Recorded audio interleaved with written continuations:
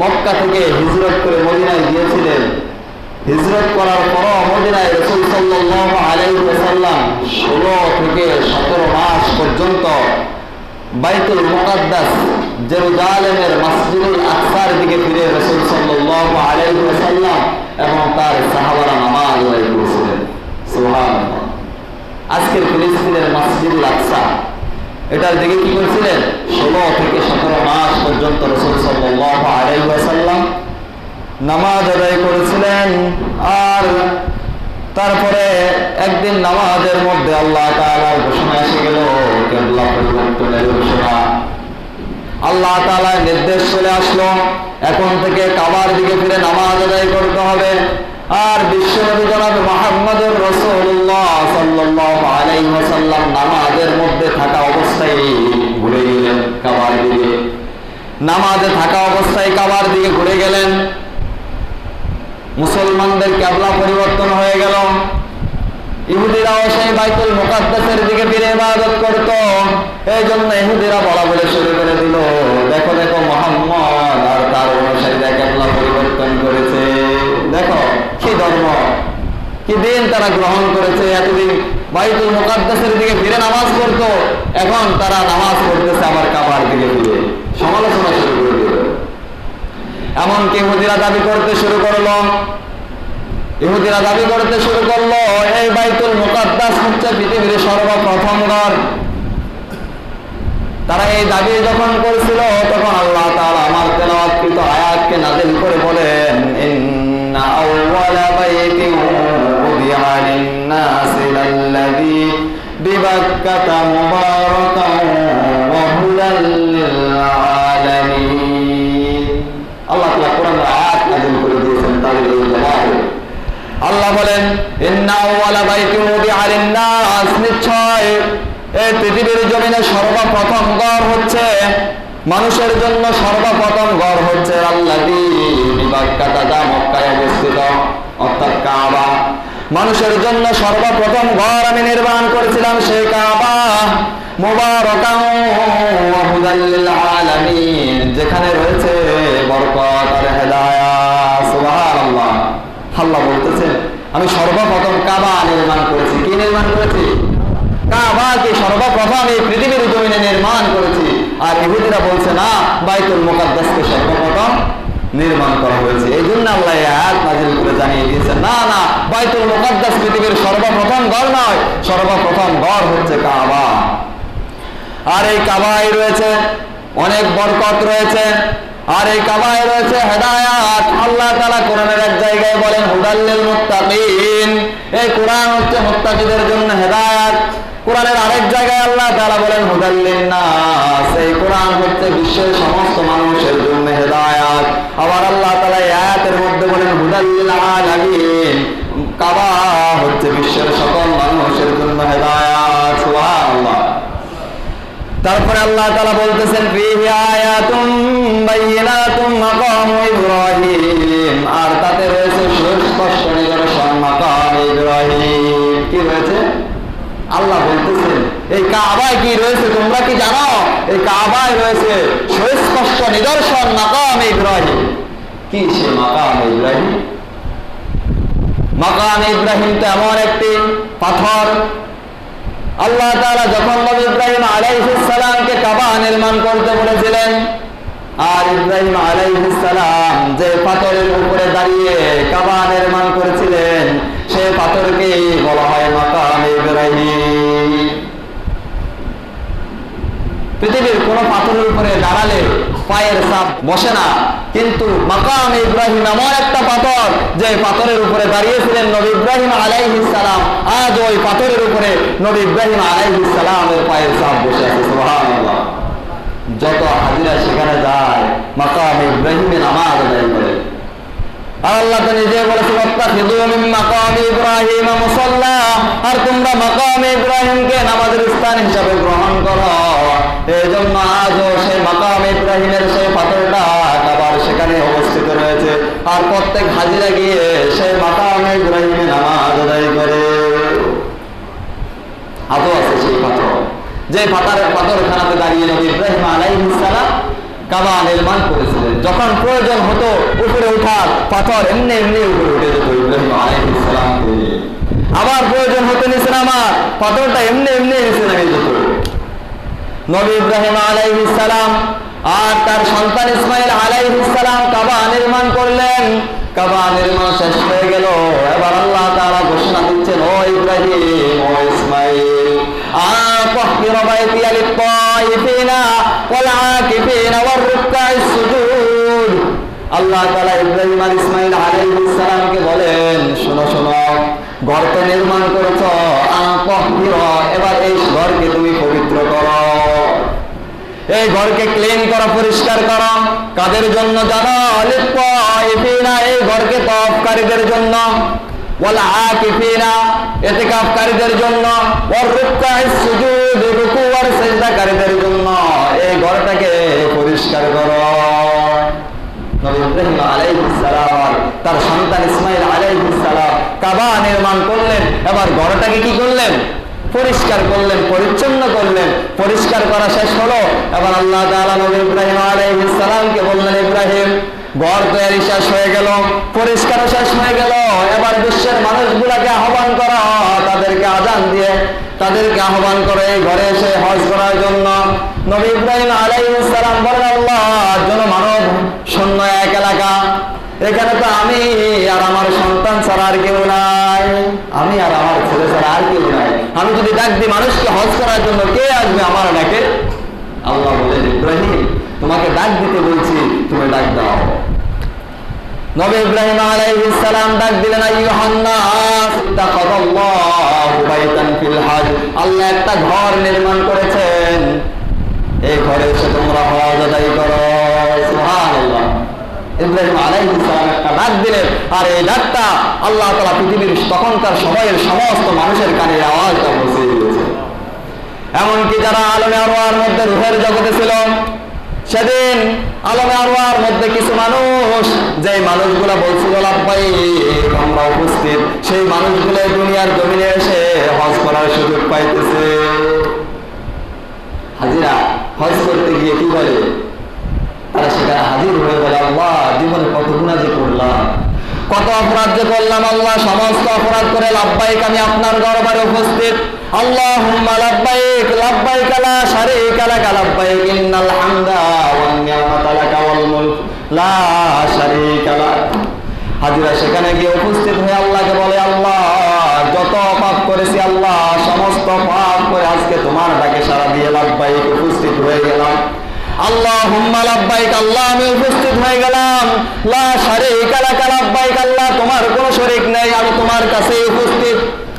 ইন্নাল হামদা ওয়ান নি'মাতা লাকা ওয়াল মুলক, সমস্ত প্রশংসা, সমস্ত নিয়ামত, লাকা ওয়াল মুলক, সমস্ত ক্ষমতার মালিক হচ্ছে তুমি।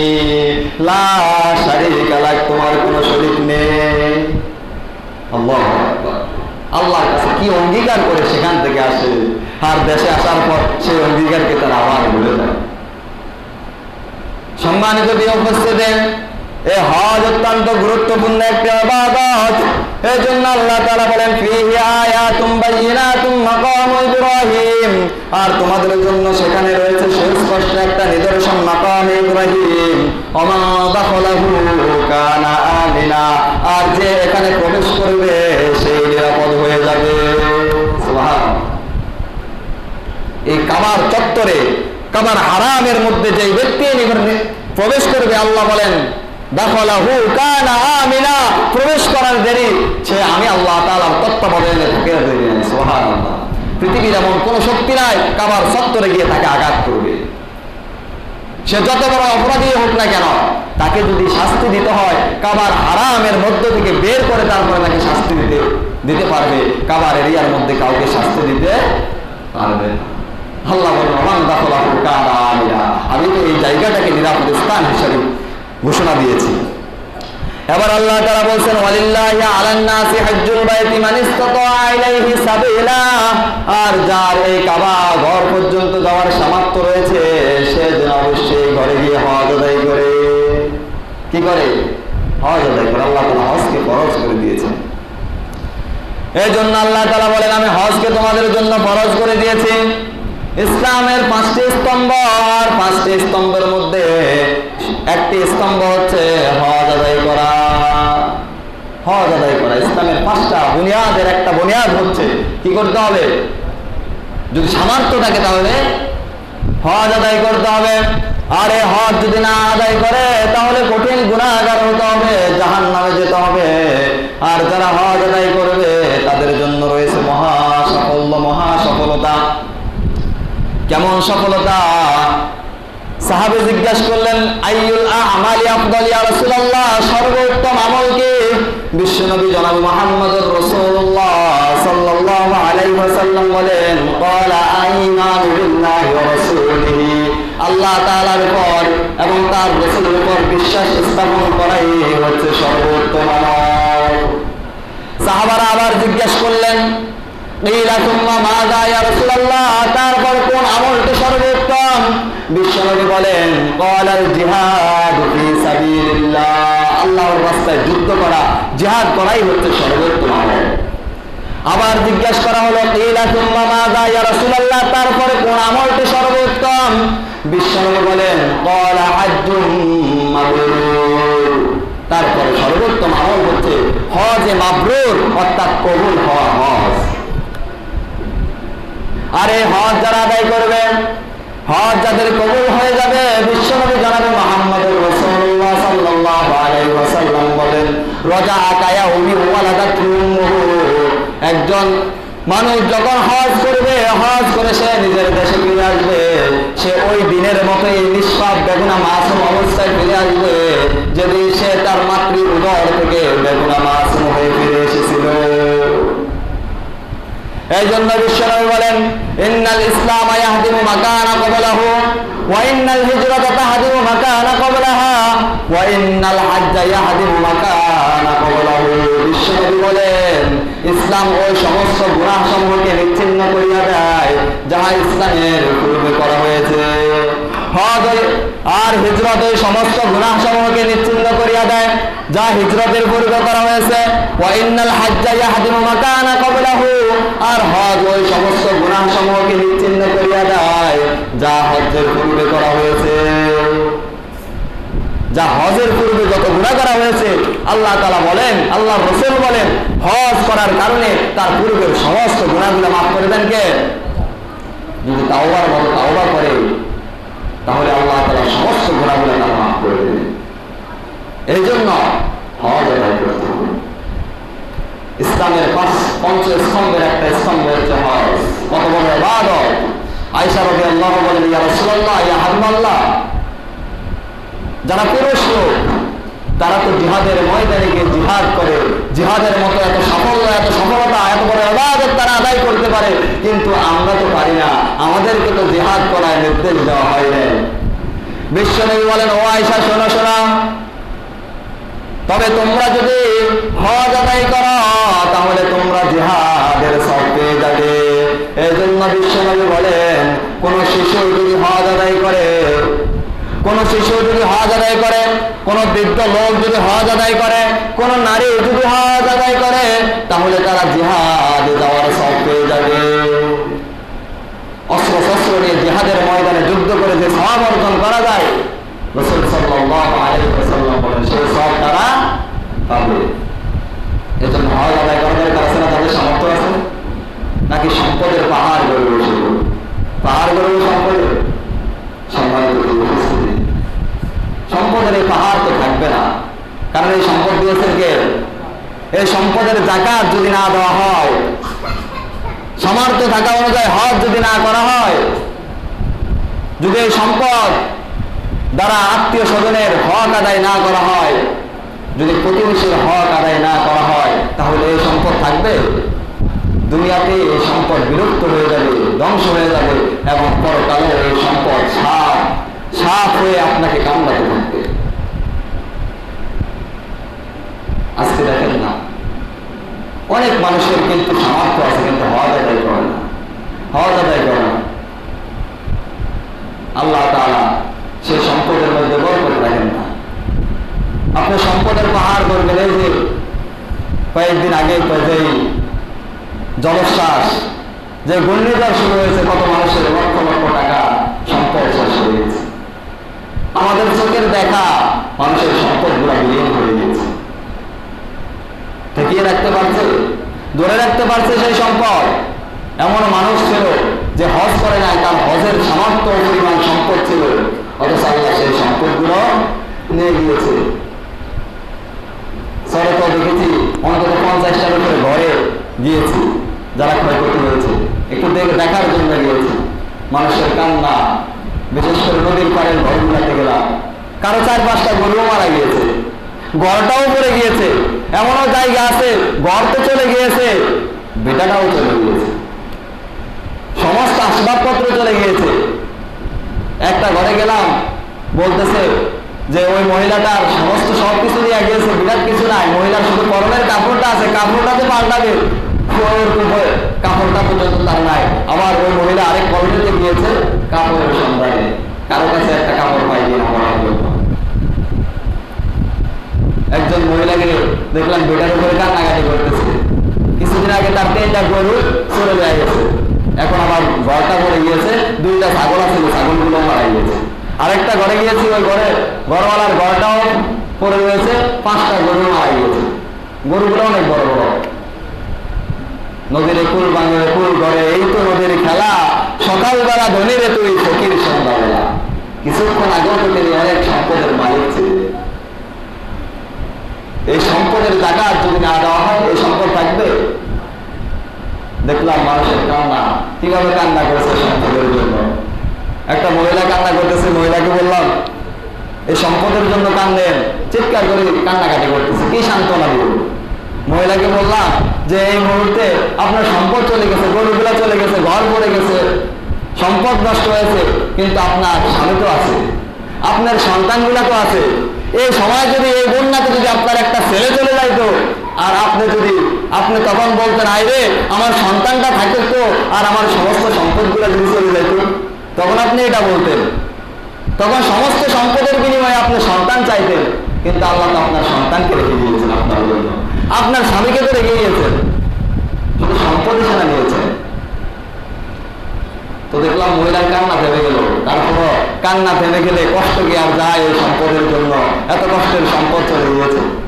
তো এই জন্য সামর্থ্য যাদের রয়েছে তারা এই সম্পদকে আল্লাহ রাস্তায় ব্যয় করতে হবে। যাদের হজ করার সামর্থ্য রয়েছে হজ আদায় করতে হবে, যাদের যাকাত ফরজ হয়ে গিয়েছে যাকাত আদায় করতে হবে, এমনকি প্রতিবেশীর হক আদায় করতে হবে। প্রতিবেশীর হকের কথা যদি বলি, মনে পড়ে যায় সে আলী ইবনে মুআফিকের কথা, যে আলী ইবনে মুআফিক প্রতিবেশীর হক এমন ভাবে আদায় করেছিলেন যার কারণে আল্লাহ তাআলা যার উসিলায় 6 লক্ষ হাজির হজকে আল্লাহ কবুল করে নিয়েছে। কে সে আলী ইবনে মুআফিক? কি ঘটেছিল তার সাথে শুনবেন আপনারা। সম্মানিত উপস্থিতি, ইরাকের বিখ্যাত আলেম আব্দুল্লাহ ইবনে মুবারক রহমাতুল্লাহি আলাইহি, তিনি একবার মক্কা থেকে সফর করে সিরিয়ায় গিয়েছিলেন। তিনি যখন সিরিয়ায় গিয়েছিলেন, তিনি মানুষদেরকে জিজ্ঞাসা করতেছিলেন, আব্দুল্লাহ ইবনে মুআফিক নামে কাউকে তোমরা চেনো নাকি? এক বৃদ্ধ লোক বললেন, আলী ইবনে মুআফিককে কেন চিনব না? বলল, কোথায় সে থাকে? ওই বৃদ্ধ লোকটি তার ঘরের দিকে ইশারা করে বলল, ওই যে একটা ঘর দেখতেছ, ওই ঘরটাই হচ্ছে আলী ইবনে মুআফিকের ঘর। অতঃপর হযরত আব্দুল্লাহ ইবনে মুবারক রাহমাতুল্লাহি আলাইহি তার বাসার দিকে রওনা করলেন। তিনি অনেক আনন্দ, যার কাছে দোয়া নেওয়ার জন্য এসেছি, যার জীবনের অবিস্মরণীয় ঘটনাটা জানার জন্য এসেছি, তাকে আমি পেয়ে গিয়েছি। অতঃপর আলী ইবনে মুআফিকের ঘরের দরজায় চলে গেলেন। দরজায় গিয়ে তিনি সালাম দিলেন, দরজায় নক করলেন। একজন সাধারণ মানুষ তার সামনে চলে আসলো। তিনি জিজ্ঞাসা করলেন, তুমি কি আলী ইবনে মুআফিক নাকি? অতঃপর তিনি বললেন, হ্যাঁ আমি হচ্ছি আলী ইবনে মুআফিক। অতঃপর তিনি তখন বললেন, তুমি কি করতেছ, কি করো?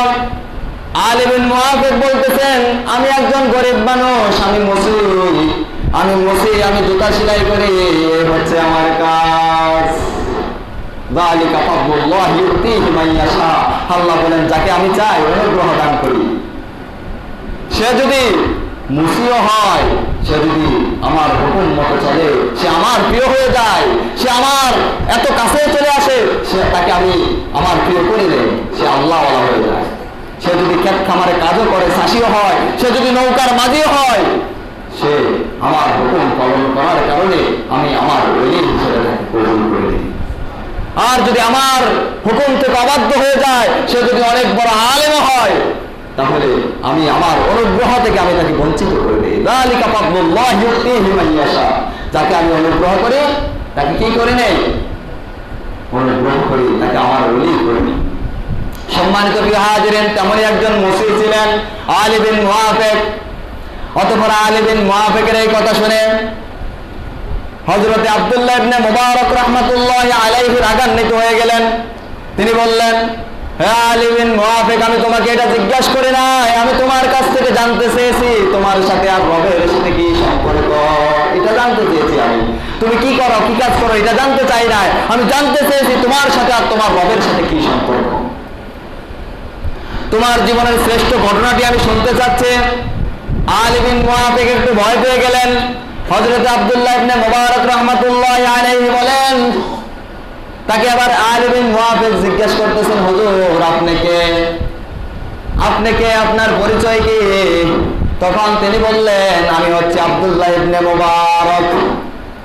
তখন সেই মুফতি আলী বিন মুআফিক বলতেছেন, আপনি কি ইরাকের বিখ্যাত, জগৎ বিখ্যাত আলেম আব্দুল্লাহ ইবনে মুবারক নাকি? তিনি বললেন, হ্যাঁ আমি হচ্ছি ইরাকের সেই আলেম আব্দুল্লাহ ইবনে মুবারক। আলী অবাক হয়ে গেলেন আর বললেন, কি আশ্চর্য কথা, আমার মতো মুফতির ঘরে জগৎ বিখ্যাত ইরাকের সেই বিখ্যাত আলেম আলী বিন মুআফিকের তাশরীফ এনেছেন, আমি তো খুব ধন্য হয়ে গেলাম। তিনি বললেন, ও আলী, আমি এসেছি তোমার কাছ থেকে দোয়া নেওয়ার জন্য আর তোমার জীবনের শ্রেষ্ঠ ঘটনাটি শোনার জন্য। অতঃপর বলল, আপনি বসুন, আমার জীবনের শ্রেষ্ঠ ঘটনাটি আমি আপনাকে বলছি। আমি একজন মুসলিম মানুষ, আমার কাজ হচ্ছে জুতা সেলাই করা।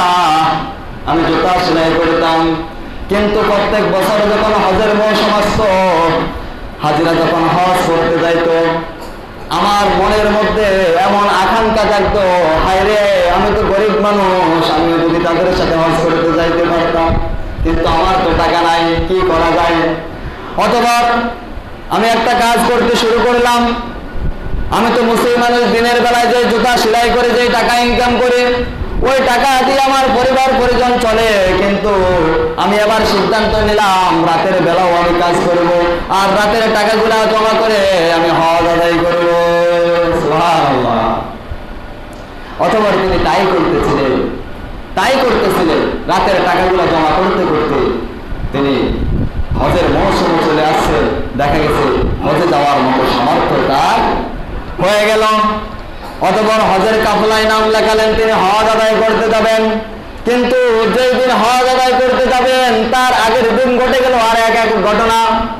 তার স্ত্রী ছিল গর্ভবতী স্ত্রী তাকে জিজ্ঞাসা করলো, বললো, প্রাণের স্বামী আগামীকালকে তো আপনি হজ করার জন্য যাবেন, কিন্তু আমি তো অসুস্থ, আমার গোশত খেতে মন চায়, আমার একটু গোশত খেতে মন চায়, স্বামী আমার জন্য একটু গোশতের ব্যবস্থা করেন না। আলী বিন মুআফিক বলতেছেন, এত রাত্রে কোথায় পাবো গোশত? তারপরও স্ত্রী আশা পূরণ করার জন্য তিনি ঘর থেকে বের হয়ে গিয়েছেন। তিনি যখন গোশতের সন্ধানে বের হয়েছেন, প্রতিবেশীর বাড়ির পাশ দিয়ে যখন তিনি যাচ্ছিলেন, ওই ঘর থেকে গোশতের ঘ্রাণ বের হচ্ছিল। তিনি যখন ওই ঘরে গেলেন আর ওই প্রতিবেশীকে বললেন, ও আমার প্রতিবেশী, তোমার ঘরে তো গোশত রান্না হচ্ছে, আমার স্ত্রী গোশত খেতে বলেছে, যদি কয়েক টুকরা গোশত দিতে আমি আমার স্ত্রীকে খাওয়াতে পারতাম, আমি এত রাত্রে কই পাবো গোশত? তোমার ঘরে তো গোশত রান্না হচ্ছে মনে হচ্ছে। ওই প্রতিবেশী বলল, ও আলী বিন মুআফিক, শোনো, যে গোশত আমার ঘরে রান্না হচ্ছে এই গোশত তো আমার জন্য হালাল, কিন্তু তোমার জন্য এই গোশত হারাম। আমার জন্য হালাল, কিন্তু তোমার জন্য হারাম। আলী বিন মুআফিক আশ্চর্যান্বিত হয়ে গেলেন, কি কথা, আমিও মুসলমান, তুমিও মুসলমান, অথচ গোশত আমার জন্য হারাম আর তোমার জন্য হালাল, তার কারণটা কি আমি জানতে চাই। অতঃপর ওই প্রতিবেশী বললেন, না, তোমাকে আমি বলবো না, কারণ এটা তো আমার আর আমার রবের বিষয়, আমার আর আমার রবের গোপন বিষয়, আমি তোমাকে বলবো না। আলী বিন মুআফিক বলে, হুজুর আমি তার হাতটাকে শক্ত করে ধরলাম আর কসম করে বললাম, তুমি যদি আমাকে না বলো আমি আল্লাহর কসম করে বলছি তোমার হাত আমি ছাড়বো না।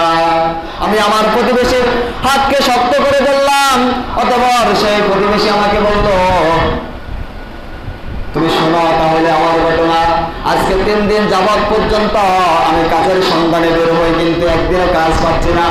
আমার ঘরে কোনো খাবার নাই, কেউ আমাকে ঋণও দিবে না, আমি ভিক্ষাও করতে পারছি না, আমি কাজও পাচ্ছি না। আমার সন্তানগুলো আজকে কয়েকদিন যাবত না খেয়ে আছে।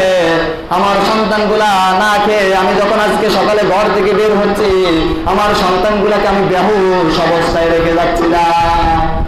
বেহুশ অবস্থায় ঘরের মধ্যে সন্তানগুলাকে রেখে যাচ্ছিলাম। আমার বিশ্বাস ছিল, হায় রে সন্ধ্যায় যদি ফিরে আসি হয়তো আমার ঘর থেকে কয়েকটা লাশ বের হবে। অতঃপর আমি অন্য দিনের মতো আজকে কাজের সন্ধানে বের হলাম। কাজের সন্ধানে বের হলাম, কিন্তু কাজ পেলাম না। সন্ধ্যাবেলা যখন খালি হাতে ফিরেছিলাম, খালি হাতে যখন বাড়ি ফিরছিলাম, তখন ময়লার পাশে একটা মরা গাধা পড়ে থাকতে দেখেছিলাম। আল্লাহ তো কোরআনে বলছেন যে যখন তোমরা অনাহারে মৃত্যুর আশঙ্কা করবে, খাওয়ার না পাবে, তখন তোমরা মৃত পশুর গোশত অতটুকু পরিমাণে তোমাদের জন্য খাওয়া জায়েজ, যতটুকু পরিমাণে খেলে তোমরা বাঁচতে পারবে, এর বেশি খাওয়া যাবে না। অতঃপর তিনি ওই গাধা থেকে চুপে চুপে কিছু গোশত তিনি কেটে সেখান থেকে বাড়িতে নিয়ে আসছেন, আর বলছেন ওই গোশত গুলাই আমার ঘরে রান্না হচ্ছে, অতএব এই গোশতটা আমার জন্য হালাল। ও আলী বিন মুআফিক, এই গোশত তো তোমার জন্য হারাম। অতঃপর আলী বিন মুআফিক এই কথা শুনে তার ঘর থেকে চলে গেলেন, দৌড়ে তার বাসায় চলে গেলেন। তিনি বলতেছেন, আব্দুল্লাহ ইবনে মুবারক রাহমাতুল্লাহি আলাইহিকে বলতেছেন, আমি তো একজন মুসলিম মানুষ, কে বা আমার ঘরে আর থাকতে পারে। ঘরে গিয়ে দেখলাম কিছু আটা আর কিছু ডাল রয়েছে। আমি সেগুলা নিয়ে এবং আমার হজের জমানো টাকাগুলা নিয়ে আমি তার বাড়িতে উপস্থিত হয়ে গেলাম। আল্লাহু আকবার। আমি উপস্থিত হয়ে তাকে বললাম, এই হারাম খাদ্যগুলো ফেলে দাও, এই খাদ্যগুলা তোমার সন্তানকে দাও, আর এই টাকাগুলা তুমি রেখে দাও। অতঃপর সেই প্রতিবেশী টাকাগুলা রাখতে চায় না, আমি জোর করে তাকে টাকাগুলা দিয়ে আসলাম। টাকাগুলা দিয়ে আমি মাথাটা নিচু করে তার ঘর থেকে বের হয়ে যাচ্ছি। আমার চোখ থেকে জল করে পানি পড়ছে, কারণ আগামীকালকে এই টাকা দিয়ে আমি হজে যাবো, কিন্তু সেই হজে যাওয়া তো আর হবে না। চিন্তা করছে কত কষ্ট করে টাকা ইনকাম করেছে, সেই টাকাগুলা দিয়ে হজ করবে, পরের দিন তার হজের কাফেলার সাথে হজে যাবে, কিন্তু ওই ঘরের মানুষগুলো অনাহারে মারা যাচ্ছে, হজের টাকাগুলা সেই ঘরে দিয়ে আসছে। অতঃপর তিনি বলেন, আমি পালিয়ে গেলাম। তার কারণ হচ্ছে আগামীকালকে তো হজের কাফেলা এসে আমাকে খোঁজ করবে যাওয়ার জন্য, কিন্তু আমি তো যাইতে পারবো না, কারণ আমার কাছে তো আর টাকা নাই। আমি তাদের এই জন্য আমি পালিয়ে গেলাম, তারা যেন খোঁজ করে আমাকে না পায়। আমি যখন পালিয়ে গেলাম, অতঃপর হজের যাত্রীরা আমাকে না পেয়ে তারা মক্কায় চলে গেল হজ করতে। হজ করার পরে সর্বপ্রথম যে কাফেলাটি বাসায় আসলো, সর্বপ্রথম একজন হাজির সাথে আমার সাথে দেখা হলো।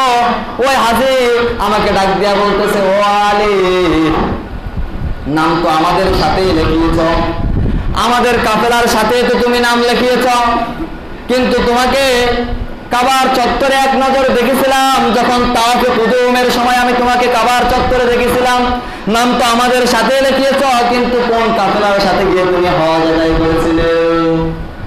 আলী কি অবাক হয়ে গেলেন, আমি তো হজ করতে যাইনি, মনে মনে বলতেছে আর কান্না করতেছে, আমি তো হজ করতে যাই না, হাজি আমাকে কিভাবে আমার কাবায় দেখবে? অতঃপর আরেকজন হাজি এসে বলতেছে, ও আলী, তোমাকে তো মুজদালিফার রাত্রে এক নজরে দেখেছিলাম। আরেকজন এসে বলতেছে, তোমাকে তো মিনায় আমি এক নজরে দেখেছিলাম। একজন বলতেছে, জান্নাতে পাথর নিক্ষেপ করার সময় তোমাকে আমি দেখেছিলাম। আরেকজন হাজি এসে বলতেছে, আমি তোমাকে আরাফার ময়দানে দেখেছিলাম। সর্বশেষ একজন হাজি একটা থলে নিয়ে আমার কাছে উপস্থিত হয়ে গেল, আর উপস্থিত হয়ে বলতেছে, ও আলী, এই থলেটা আমি যখন রাসূলের রওজার পাশে জান্নাতুল রিয়াদুল জান্নায় বসেছিলাম, তখন তুমি আমাকে এই থলেটা দিয়ে বলছিলে আমি ওই ভিড়ের মধ্যে গেলে কষ্ট হয়ে যাবে, এই থলেটা তুমি রাখো। আমি ফেরার পথে নিয়ে আসবো, কিন্তু আমি আর তোমাকে পেলাম না। মদিনায় অনেক খোঁজাখুঁজি করলাম, মক্কায় অনেক খোঁজাখুঁজি করলাম, তোমাকে পেলাম না। যেইভাবে তুমি এই থলেটা আমাকে দিয়েছ, ওইভাবে তোমার থলে তোমার কাছে পৌঁছিয়ে দিয়েছি। আমি অবাক বলে, আমি তো হজে যাই না, হাজিরা করে কি বলি, এটা নাকি আমার থলে। তিনি কান্না শুরু করে দিলেন। হাজির চলে গেলেন, তিনি কান্না করতেছেন। কান্না করতে করতে তিনি ঘুমিয়ে পড়েছেন। আর ঘুমের মধ্যে এমন এক মহান ঘটনা তার সাথে ঘটে গেল। তিনি স্বপ্নে দেখছেন তার ঘরটা আলোকিত হয়ে গেল, তার ঘরটা আলোকিত হয়ে গেল, তার ঘরটা সুগন্ধে সুগন্ধিত হয়ে গেল। অতঃপর তিনি দেখতে পাচ্ছেন সর্বকালের সর্বযুগের সর্বশ্রেষ্ঠ মহামানব, দুজাহানের পয়গম্বর নবী মুহাম্মদুর রাসূলুল্লাহ সাল্লাল্লাহু আলাইহি ওয়াসাল্লাম তার ঘরে তাশরীফ আনলেন। অতঃপর তাকে বললেন, আলী, আমার একজন গরিব প্রতিবেশীর প্রতি তুমি এতটা দয়াবান হয়েছ, আমি খুশি হয়ে গিয়েছি। আমি খুশি হয়ে আমি তোমাদেরকে তোমার কাছে হাজিদের মাধ্যমে হাদিয়া করে পাঠিয়েছি। ও আলী, আমার আল্লাহ এতটা খুশি হয়ে গিয়েছেন তোমার প্রতি, এতটাই খুশি হয়ে গিয়েছেন যে আল্লাহ তাআলা একজন ফেরেশতাকে তোমার রূপ ধরিয়ে তোমার হজ আদায় করে দিয়েছে। ও আলী, এতটাই খুশি হয়েছি, এই জন্য আমি নবী মুহাম্মদ তোমার মতো মুসির ঘরে উপস্থিত হয়ে গিয়েছি। ও আলী, তোমার হজে আল্লাহ এতটা খুশি হয়ে গিয়েছেন যে আল্লাহ তাআলা এই বছরের 6 লক্ষ হাজির হজকে তোমার কারণে কবুল করে নিয়েছেন। সুবহানাল্লাহ। নিয়ত কাকে বলে? নিয়ত থাকতে হবে এরকম, প্রতিবেশীর হক। প্রতিবেশীর হক আজকে আমরা আদায় করছি না, আত্মীয়ের হকে তা আদায় করছে। আজকে আমাদের কাছ থেকে প্রতিবেশী কষ্ট পাচ্ছে, মানুষ কষ্ট পাচ্ছে, আজকে আমরা মানুষের উপর জুলুম করছি। কত জুলুম যে আমরা করছি। এই জুলুমের কারণে কিয়ামতের ময়দানে আমাদের কি পরিণতি যে হবে, কি অবস্থা যে হবে। আর যুলমু যুলমাতুল ইয়াউমাল কিয়ামা, আল্লাহর রাসূল বলেন জুলুম কিয়ামতের দিন বিশাল অন্ধকার হয়ে দেখা দেবে। কত জুলুম যে আজকে করছে। এই জুলুম যারা করবে, দুনিয়াতে আল্লাহ তাদেরকে শায়েস্তা করবেন, পরকালে শায়েস্তা আছে নাকি না? দেখেন না, এই তো গত কয়েকদিন আগে 2016 সালে যখন ইসলামী আন্দোলনের একজন কর্মী সোহান, ঝিনাইদহের সোহানকে যখন গুম করা হয়েছিল, ঝিনাইদহ 4 আসনের এমপি, তখন তার কাছে ওই সোহানের এলাকার 300 মানুষ গিয়েছিল যে আমাদের ছেলেটাকে ফিরিয়ে দেন। সেদিন সেই এমপি নৈরাশ করে তাকে ফিরিয়ে দিয়েছিলেন তাদেরকে। 300 মানুষ গেছে প্রায় তার জন্য। অতঃপর কিছুদিন পর তার লাশ পাওয়া গিয়েছে, সোহানের লাশ পাওয়া গিয়েছে। মা তার লাশ দেখতে পারলেন, ডান হাত ভাঙা, বাম চোখ উল্টানো, মা কান্না করছে আর বলছেন, হায়, তোমরা যদি আমার সন্তানকে মারবে তাহলে আমার কলিজার টুকরা সন্তানটার চোখ কেন করেছে তোমরা? সেদিনের মজলুম মায়ের আর্থনাদ আল্লাহ কবুল করে নিয়েছেন। তার কারণ মজলুম আর আল্লাহর মাঝে, মজলুমের বদদুয়া আর আল্লাহর মাঝে কোনো পর্দা থাকে না। আজকের এই সময়ে আসে দেখছি আমরা সেই এমপি ভারতের মাটিতে তাকে টুকরো টুকরো করে ফেলা হয়েছে। আজকে পত্রিকাতে আসছে তার গোস্ত আজকে মাছে খাচ্ছে, আজ তার গোস্ত আজকে কুকুরে খাচ্ছে। ডাস্টবিনের ময়লা থেকে আজকে তার গোস্তের টুকরা টুকরো অংশ উঠানো হচ্ছে। আজকে তার সন্তান মেয়ে আর্তনাদ করে বলছে, যদি আমার বাপের গোস্তের টুকরাগুলো আমাদের কাছে পৌঁছে দিতে পারেন, এটাই আমাদের জন্য অনেক কিছু। সব তো হারিয়ে ফেলছি। সেদিনের সোহানের মা দোয়া আল্লাহ কবুল করেছে। এই জন্য মানুষের উপর জুলুম করা যাবে না। কারণ আল্লাহ বলেন, আল্লাহ বলেন আমি ছাড় দিই কিন্তু ছেড়ে দেই না। কারণ ফেরাউনকেও ছেড়ে দেয় নাই, নমরুদকেও ছেড়ে দেয় নাই, আবু জাহেলকেও ছেড়ে দেয় নাই। এই জন্য মানুষের উপর জুলুম করা যাবে না, বরঞ্চ আত্মীয়ের হক, প্রতিবেশীর হক আদায় করতে হবে এবং যাদের সম্পদ রয়েছে তাদেরকে হক আদায় করতে হবে। কারণ আল্লাহ বলেন, ওয়াতিমুল হাজ্জা ওয়াল উমরাতা লিল্লাহ, আমি আল্লাহ তাআলা তোমাদের জন্য হজকে ফরজ করে দিয়েছি, তোমরা আল্লাহর জন্য হজ আর উমরা পালন করো। আল্লাহ তাআলা আমাদেরকে যাদের সামর্থ্য রয়েছে এই সম্পদকে তার পথে ব্যয় করার তৌফিক দান করুন। যাদের হজ করার সামর্থ্য রয়েছে আল্লাহ তাআলা তাদেরকে হজ করার তৌফিক দান করুন। আমিন। ওয়া মা তাওফীক ইল্লা বিল্লাহ।